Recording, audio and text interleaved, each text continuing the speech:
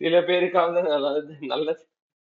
நம்மளோட முதலமைச்சர் தக்க அடி கொடுத்திருக்கிறாரு சட்டசபையில. சில பேருக்காவது நல்லது நடக்கணும் இல்லையா? நான் பேசினா அது நடக்காம போயிடும் அப்படின்னு சொல்லி சொல்லியிருக்கிறாரு.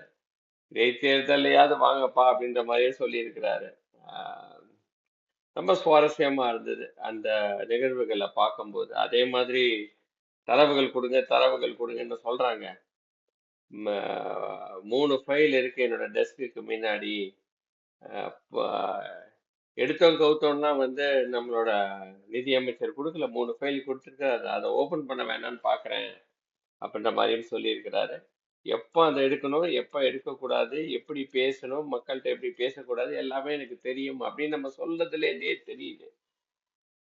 இது வந்து 50 வருடம், 60 வருடம், 70 வருட கால அரசியல்னு சொல்றாங்க இல்லையா, அவங்க எல்லாம் தூக்கி குப்பையில போட்டாச்சு. அவ்வளவுதான், இதுதான் உண்மை.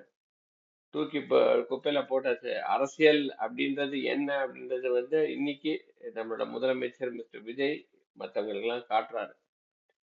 Learn politics from him. That's all I can say. And see if you can survive. அவ்வளவுதான். சிம்பிள். Thank you so much. நன்றி, வணக்கம்.